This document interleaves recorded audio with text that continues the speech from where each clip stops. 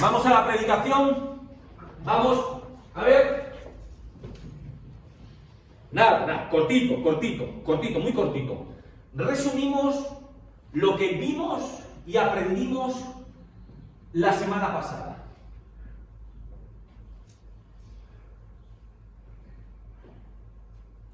Todo buen maestro tiene que tener claras tres cosas: qué quiero que sepan, qué quiero que sientan, qué quiero que hagan.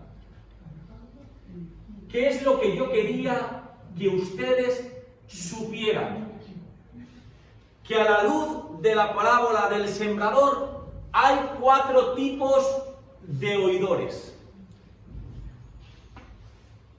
Tenemos al oidor pasivo, el indiferente. Por aquí me entra y por aquí me sale. Da igual quién predique, da igual si lo hace Feli o lo hace Luciana, le da igual. Tú siembra, no vas a recoger nada. También está el oidor impulsivo, aquel que se mueve por las emociones. La palabra le toca y sí, yo. Pero cuando llega la hora de la verdad, se desinfla como un globo. Personas que siempre están dispuestas, pero que a la hora de la verdad nunca están disponibles. Vimos que también está el oidor preocupado, los afanes de la vida. Me quedé sin trabajo, me caduca el contrato de alquiler de la casa. ¿Y cómo voy a alimentar a mis 23 hijos y al que viene en camino? Y está en la iglesia y escucha, pero los afanes de la vida le impiden recibir el mensaje. Y por último vimos el oidor que es buena tierra y da fruto, cada uno conforme a sus posibilidades. Yo doy lo que doy. Ya quisiera yo ser más inteligente, Juan, y saber más cosas. Yo doy lo que doy. Cada uno, unos 30, otros 60, otros 100. Y me gustó mucho la conversación que se dio al finalizar el culto en torno a esto. Luciana dice, yo creo que soy el preocupado. ¿Te acuerdas? El oidor preocupado, estoy con mis cosillas ahí en el trabajo. Esa compañera que es insufrible, que Señor, llévatela pronto. Esa es tu oración, ¿verdad? Señor, llévatela pronto. O te la llevas tú o te la mando yo, una de dos. O tú te mueves con poder o me muevo yo. Pero esto no se puede quedar así. Y verdad, Eliseo, que llegamos a la conclusión de que todos, incluso el pastor, todos, tenemos un poquito a la Celi de todos. Todos alguna vez hemos estado en el culto, pero hemos estado pasivos, indiferentes, otras veces impulsivos. Necesitamos, yo, pero a la verdad lo calibras, lo evalúas, lo valoras y dices, ¿para qué levanté la mano? ¿Para qué levanté la mano? Ay, si es que ya lo decía mi madre, que no me sé contener. Todos en alguna ocasión hemos sido ese oidor preocupado. Anda que la que me montó anoche Marimar. No, Juani, es como ya que te pruebo, ¿sabes? Mira, que te pruebo. Estás ahí como amigo. ¿De verdad, pastor? Pues más mala que el veneno. No, mira que aquí preocupado, y ahora no sé qué, y no sé cuánto, y sí, estaba hablando Adrián, pero yo estoy... que la que... Y todos alguna vez hemos sido oidor que es buena tierra, que lo que se sembró pudo crecer y pudo dar fruto. La segunda pregunta que nos formulamos es, ¿qué es lo que yo quería que sintieran? Ya he invadido suficientemente el terreno. ¿Qué quiero que sientan? Y expuse 2 casos, 2 líderes de la nación de Israel. y teníamos a Moisés, y teníamos a Sansón, o era típico, Maraceli. No. Ah, vale. O sea, es que lo mismo. Digo, lo mismo salgo con el Epafrodito que con Demas y lo junto todo. Y hablamos de Faraón o del emperador, ¿no? Y vimos que ambos, Teresimia, eran inconscientes. Inconscientes en el sentido de que no eran conscientes de su realidad, del presente que estaban viviendo. Moisés, ¿de qué no era consciente? ¿Alguien se acuerda? De que era una linterna andante. Había estado 40 días con el Señor. ¿Y las noches qué pasó, Feli? También. 40 días y 40 noches en la presencia del Señor. Y su rostro. Y su rostro. Sí, no. Y su rostro resplandecía. Brillaba. ¿Vale? Y hablamos del peligro de los callos. Dijimos que ¿qué es un callo? Es una dureza en la piel. Y esa dureza nos priva de sensibilidad. Está muerto. Y yo dije, muy bien, Araceli, y yo dije que el peligro es cuando esos callos se trasladaban al terreno espiritual. Y cuando por la costumbre, siempre escuchando a los mismos, siempre los mismos chistes del pastor, siempre los mismos textos para la ofrenda, al final caemos en cierto costumbrismo y empieza a perder esencia el asunto, la cosa. Y dije, cuidado con que lo sagrado, Marisa, se nos vuelva común. ¿Vale? Lo dejamos ahí.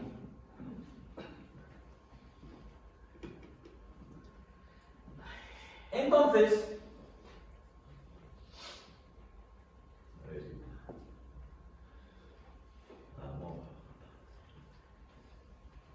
para hoy tenemos esto. Más preocupante que lo que le pasaba a Moisés es lo que le pasó a Sansón. Juani recuerda este palabrejo raro. Cuando hablamos de unción por parte de Dios o del Espíritu Santo en esta predicación, única y exclusivamente estamos hablando del poder y la presencia de Dios en la vida de una persona. ¿Vale? En este caso concreto. De ahí no me muevo. Es más preocupante lo que le pasaba a Sansón.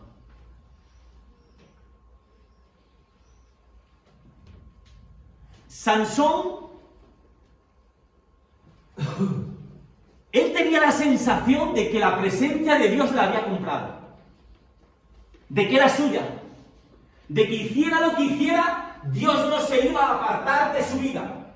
Es más, el texto bíblico que leímos, ¿qué decía? Cuando Dalila le dice, Sansón, Sansón, los filisteos se lanzan contra ti. Ah, cariño mío, no te preocupes. Chata, me libraré de ellos como tantas otras veces. Yo estoy acostumbrado. Consuelo, ¿qué es lo que hacía Sansón? Pecaba y se arrepentía. Pecaba y se arrepentía. Pecaba y se arrepentía. Eso mola, Fernando. Porque nos permite todo. Peco, pero mañana no pasa nada. Claro, hasta que llega el día en que peca, pero se da cuenta de que la presencia de Dios se fue de su vida. ¿Y cómo se dio cuenta? Cuando nota que ya no tenía fuerza, porque la fuerza no procedía de él. No es que fuera al gimnasio de enfrente 10 horas al día. La fuerza provenía de Dios.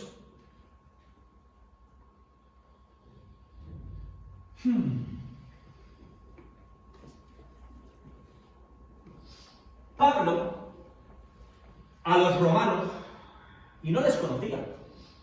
Cuando Pablo escribe a los romanos, él tiene el deseo de ir hasta allí, y de conocerlos, y de bendecirlos, pero no conoce. Y mira lo que les escribe Teresina. Ustedes no son como los demás. Ustedes no viven según la naturaleza pecaminosa, sino según el Espíritu. Uno se siente ahí. Nosotros no vivimos según la naturaleza pecaminosa, sino según el Espíritu. Pero él dice, si es que, es decir, tú vives así, si el Espíritu de Dios vive en ti. Y si no tienes el Espíritu de Cristo, es que no eres de Cristo. Guadalupe, Javes, Janet, Araceli, ¿qué es lo que tú más valoras en la vida? ¿Tu cuenta bancaria? ¿Tu plan de pensiones? ¿Tu casa? ¿Tu coche? Si tuvieras que perder algo, que yo sé que no quieres perder nada, pero si tuvieras que perder algo, ¿con qué negociarías?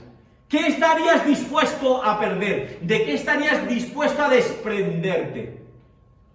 Vuelvo a preguntarles. ¿La presencia de Dios en sus vidas es lo más importante? Amén. Podríamos decir todos, oye, mira, Félix, con muchísimo dolor, podría perder mi casa, podría perder mi coche, podría incluso con dolor perder a alguien de mi familia, pero nunca, nunca, nunca podría vivir sin la presencia de Dios. ¿Podríamos decir eso? Amén. Por eso, el rey David, y me vas a tener que decir cuándo, en cierto momento de su vida clama y dice, por favor, Señor, no alejes tu presencia de mí, ni apartes tu Santo Espíritu. ¿Quién dijo eso? Él. ¿Y cuándo lo dijo?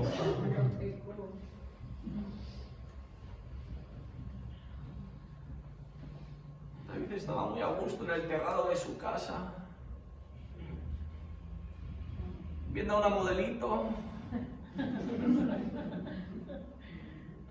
¿Por nombre? La Betsy. La Betsy, la conocían como la Betsy. 90, 60, 90 Javes. Solo tenía un pequeño problema. Y es que era la mujer de otro. Era un pequeño, insignificante. Para un rey, ¿qué es eso? Me lo cargo y punto. Se me quedó viuda. Lo malo es que antes de que se quedara viuda, esa mujer ya había gestado de él. Y fíjense, hermanos, fíjense, Teresina, David, lo que nos está diciendo en esta mañana, que para él la presencia de Dios en su vida era como el aire que respira. ¿Ha probado usted hasta 5 horas sin respirar? Yo un día cuando me enfade con Marimar le voy a decir, cariño, te propongo un reto, 5 días sin respirar. A ver si lo completa. Venga. Y bueno, ¿y por qué no? ¿Por qué no? ¿Por qué no? Pues no podemos, ¿verdad? Qué bonito sería que nosotros, cristianos, no pudiéramos vivir sin la presencia de Dios en nuestras vidas. Esto va más lento que yo, que no tiene pila. ¿Y saben una cosa? David tenía 2 razones para decir eso. Bajo mi punto de vista, que lo mismo y más. Número 1, por la incomodidad, por la falta de paz interior que produce la ausencia del espíritu en la vida del individuo. Miren, cuando David pecó, después de arrepentirse, él no dijo: Señor, Señor, por favor, no me quites como rey. Me he arrepentido. Vino Natán, me confrontó con mi pecado, me di cuenta. Sí, yo me arrepiento, por favor, manténme en el cargo. Es que mi vida es el reinado. ¿Qué haría yo sin ser rey de Israel? No dijo eso. Eliseo, yo, en su caso, yo con la Betsy, ¿se imagina? Imagínate con la Betsy, yo ahí, en el terrado, yo con la Betsy, morena, aquí, yo con él le diría: Mónica, por favor, Señor, permíteme seguir siendo pastor de la iglesia. No me arrepiento, pero déjame seguir siendo pastor. Él no. Lo único que pide es: por favor, que tu presencia no se aparte de mi vida. ¿Tengo que dejar de ser rey? ¿Tengo que dejar de ser pastor de la iglesia? No me preocupa si tú me das tu palabra de que vas a seguir conmigo. Y en segundo lugar,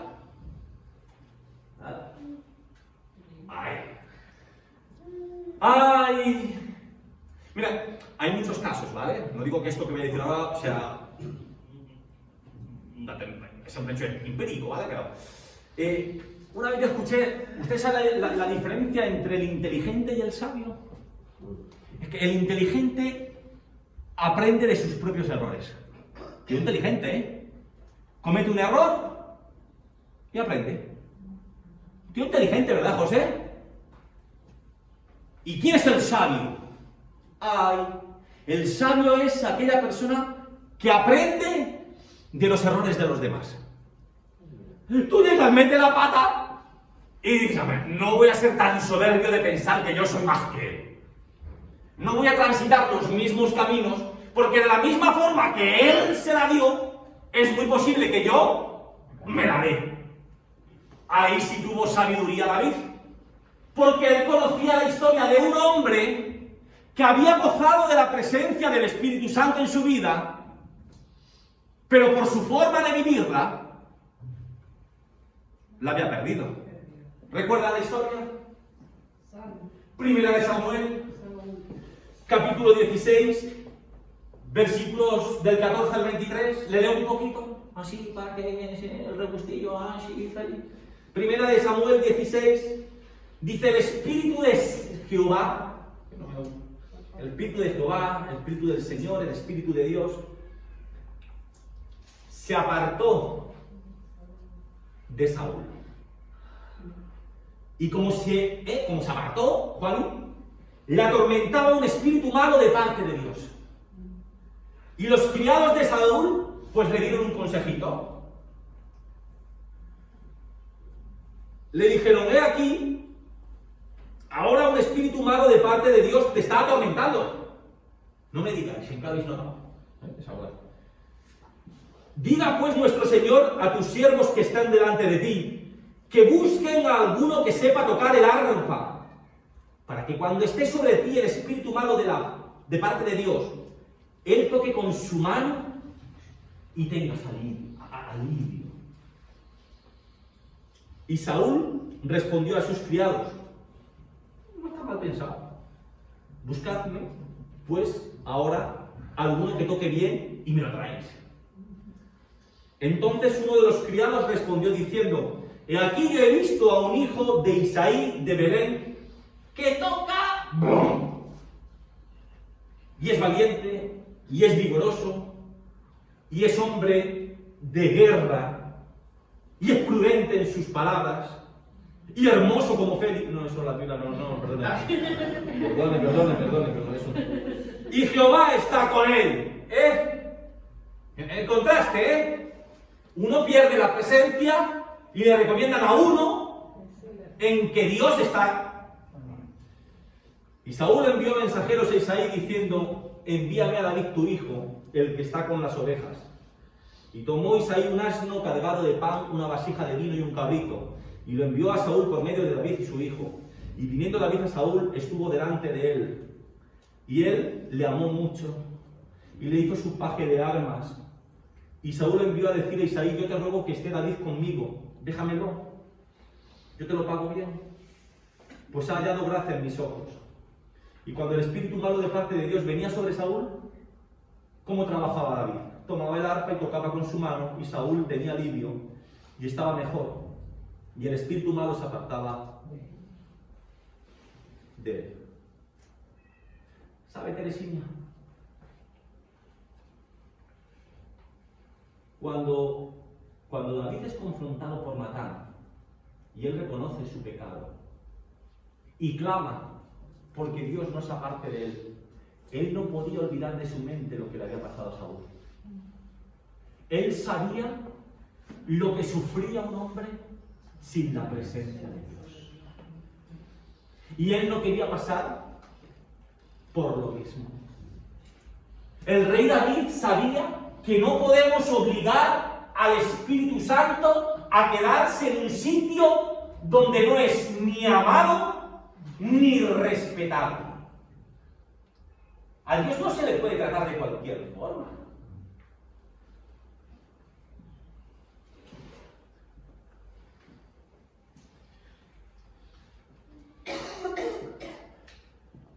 Esto es una pregunta que nos deberíamos de hacer a menudo. Es importante. Y a veces hay preguntas que tienen una difícil respuesta. Venga, ¿qué prefieren? ¿Ser respaldados por Dios o ser aprobados por Dios? ¿Respaldados por Dios o aprobados por Dios? ¿El respaldo de Dios o ser aprobado por Él? Miren, les voy a decir, ¿cómo saber? ¿Cómo saber? Ahora hablo, José, hablo de mí. ¿Cómo saber si yo lo único que tengo es el respaldo de Dios y no su aprobación? Porque la palabra de Dios se predica por muchos motivos. Uno puede predicar por orgullo, incluso por envidia, por afán de protagonismo, de sentirse que es algo, que es alguien. Yo predico y tú no. Fíjense que en cierta ocasión los discípulos le dicen a Jesús: Maestro, algunos predican en tu nombre, pero no nos siguen. Y el Señor le dice: tranquilo, los que no son contra mí, conmigo es. No sé de sus motivaciones. Miren por qué esto es duro. Estoy hablando de mí, Esto es duro. El respaldo de Dios siempre va a estar en su palabra. Un pastor se levanta, predica, sucede el milagro y la gente dice: ¡wow!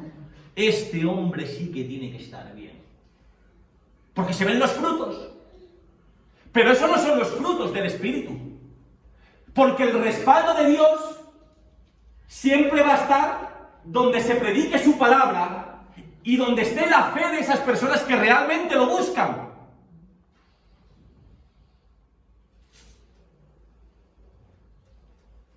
Pero eso no son frutos del Espíritu. Tú, para conocer a una persona, tú debes de conocer su intimidad. ¿Los frutos del Espíritu cuáles son? Es que yo me los aprendí por esa canción. Qué buenos son: amor, gozo, paz, paciencia, benignidad, bondad, fe, mansedumbre, templanza, Juana. Esos son los frutos del Espíritu.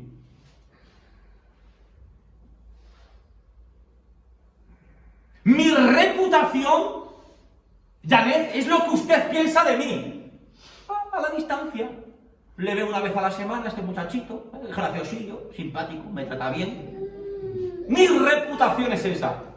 Pero ¿cuál es mi carácter? Es lo que los que conviven conmigo saben de mí. Eso es el carácter. Hay un texto bíblico en que nos dice que muchos el día de mañana diremos o dirán: ¡ay, Señor, yo prediqué en tu nombre! No te conozco. ¿Cómo no me vas a conocer si expulsé a demonios? No te conozco. Pero luego pasarán los que tienen el chevron. No el azul, el verde. Aprobado.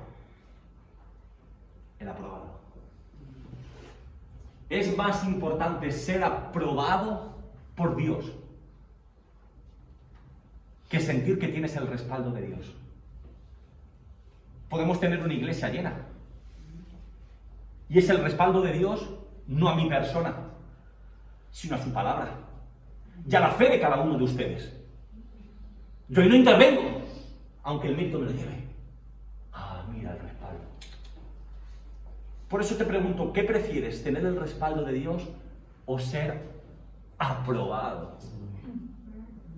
Aprobado por Él.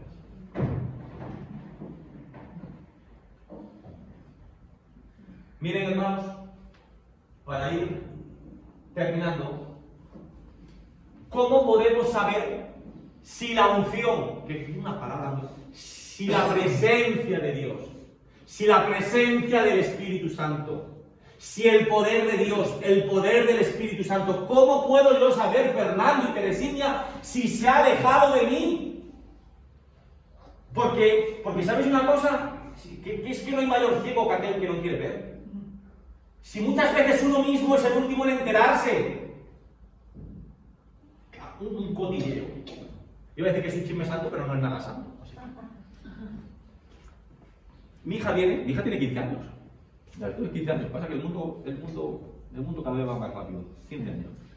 Y le cuenta a la madre de que una compañera estaba fumando porros.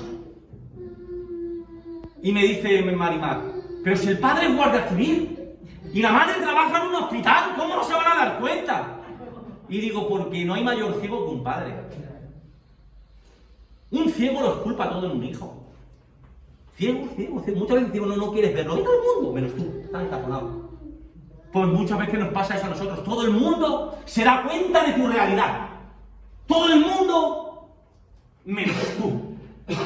Y como no somos lo suficientemente sabios como para aceptar la retroalimentación, el que alguien desde el cariño y desde el amor, no desde la mala leche, que también hay mucha de esa en las iglesias, desde el cariño y el amor te diga: chico, esto no es así. Y que de verdad que es por tu bien. Les voy a dar 3 cositas. Hay una ley espiritual que dice que un espacio nunca puede estar vacío. ¿Vale? Sé que es un texto fuera de contexto, pero quiero utilizarlo. Yo conozco tus obras, Carmen, que le tengo confianza. Guadalupe, Alejandra, conozco tus obras y sé que no eres ni fría ni caliente. O sea, un espacio nunca puede estar vacío. Conclusión: o estás lleno de Dios o no lo estás. No hay término medio. No, tengo un poquitín, un poquitín. Los domingos tengo un poquitín. El lunes me baja de sopetón. El viernes con Filemón ya como la cosa se vuelve a subir un poco, se vuelve a subir. El domingo está...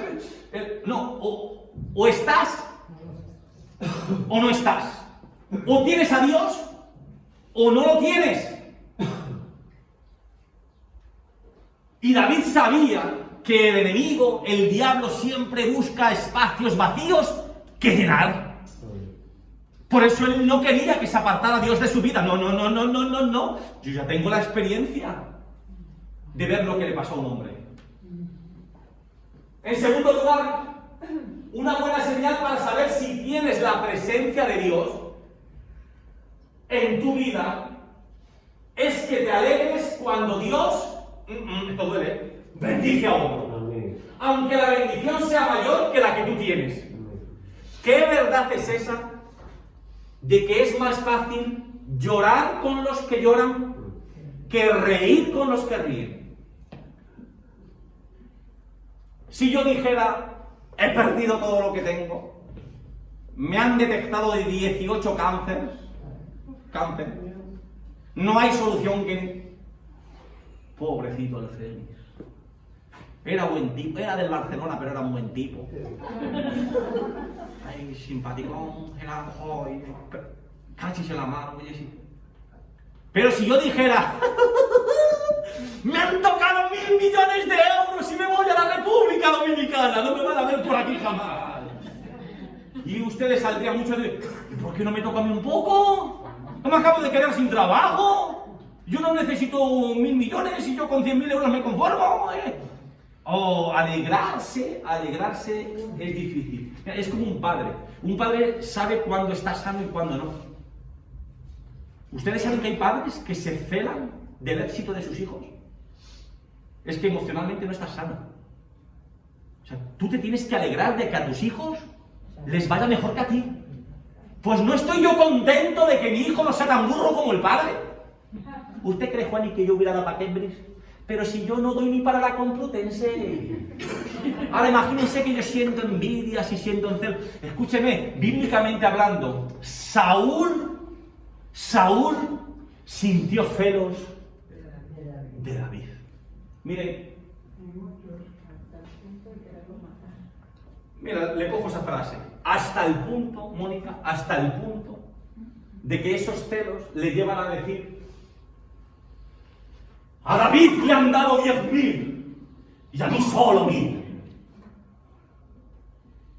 Pero ¿saben una cosa? Que David era uno de sus hombres. Era uno de sus héroes. Era su yerno. Si estaba casado con su hija. David le era leal. Pero por la ausencia de Dios en su vida sintió celos.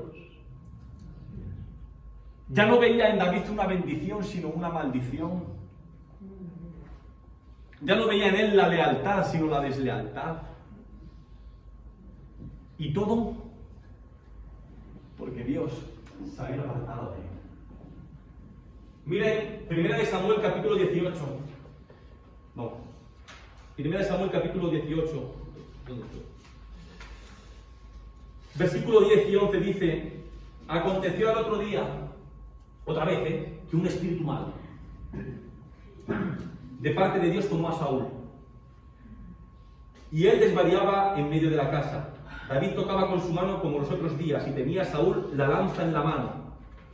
Y arrojó Saúl la lanza diciendo: le voy a enclavar a David en la pared.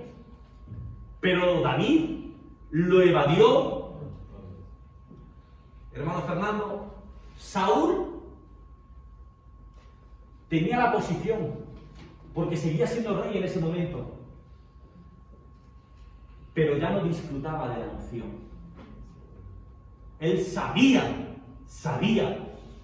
que David sí contaba con ella. Y la última cosita, para que lo pienses, otra señal de que la gloria de Dios te está alejando es la irritabilidad. Y normalmente esa irritabilidad, ¿saben con quién la pagamos? Con nuestra familia, con nuestro esposo, con nuestra esposa, con nuestros hijos. Dice 1 Samuel 20, 30 al 33, entonces encendió la ira de Saúl contra Jonatán. Jonatán es el hijo. Y le dijo, mira qué cosa más bonita, ¿sabes? ¿Te imaginas a tu madre diciéndote esto? ¡Hijo de la perversa! Se lo está diciendo a su hijo.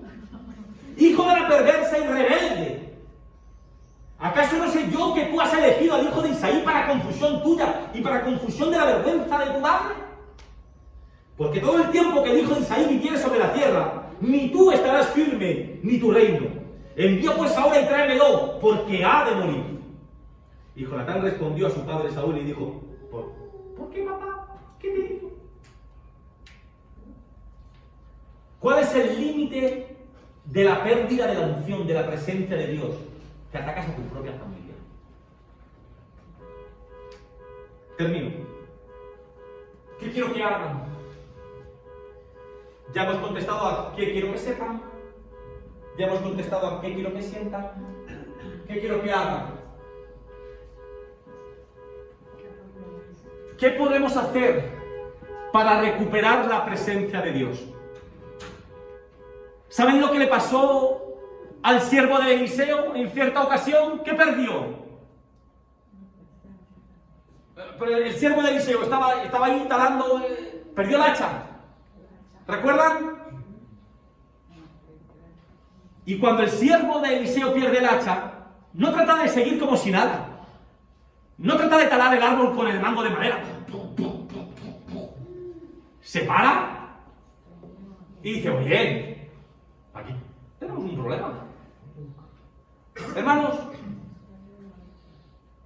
llegará un momento en la vida en que tendremos que detenernos y considerar cuáles están siendo nuestros caminos. Y no hacer como que no pasa nada.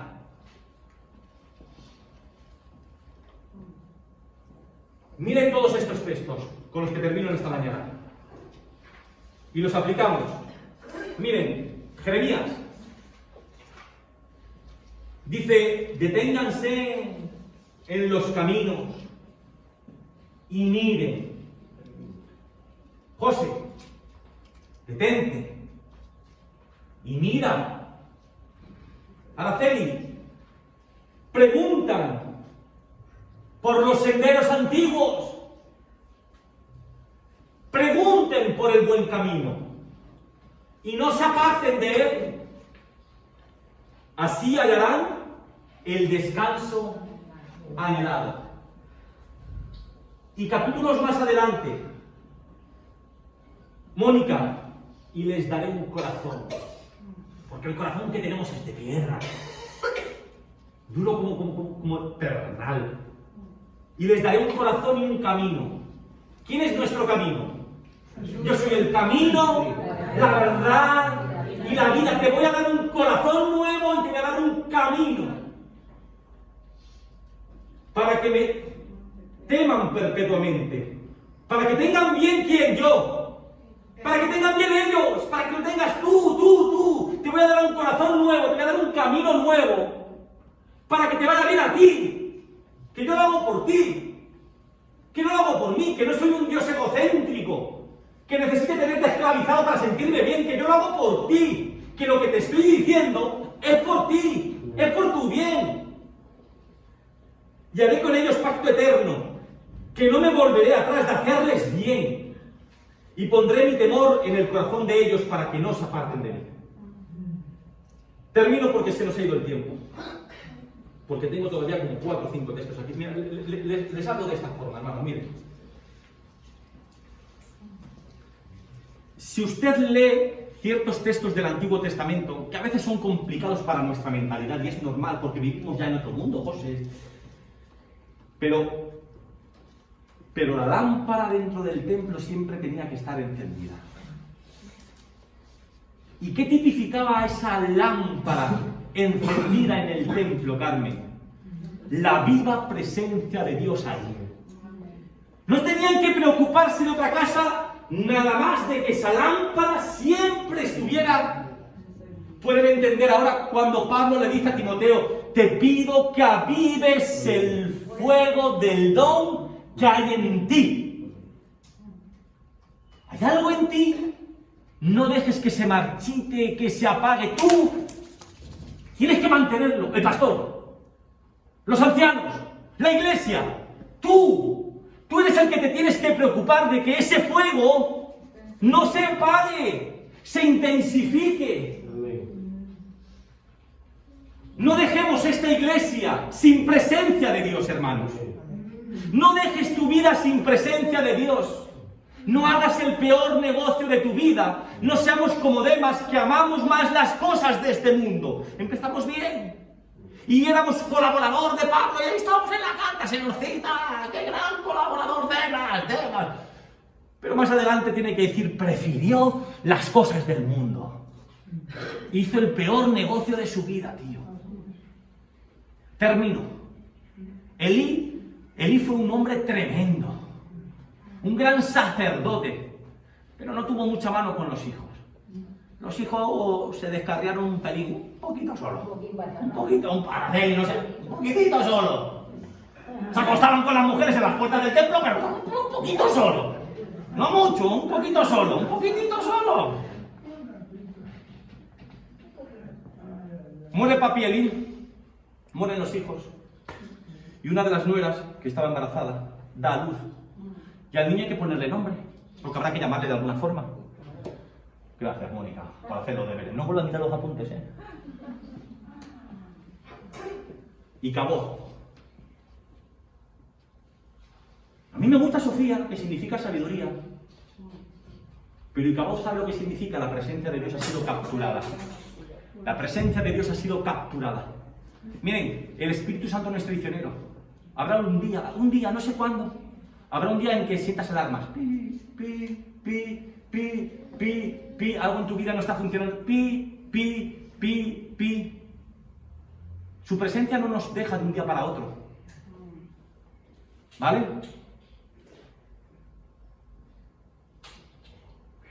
Te lo digo como amigo, tío. Y tía. Y primo, y prima, y amigo. Con ese flow que tenemos esta iglesia. ¡Wow, rollazo!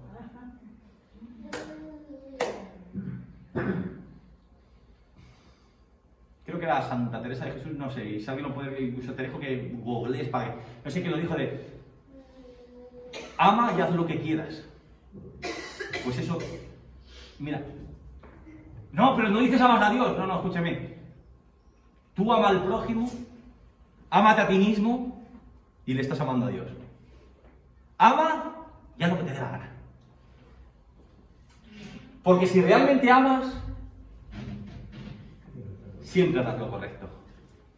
Siempre harás lo correcto. No dejemos que Dios se aparte de nosotros. ¿Vale? Venga, que Dios me le bendiga.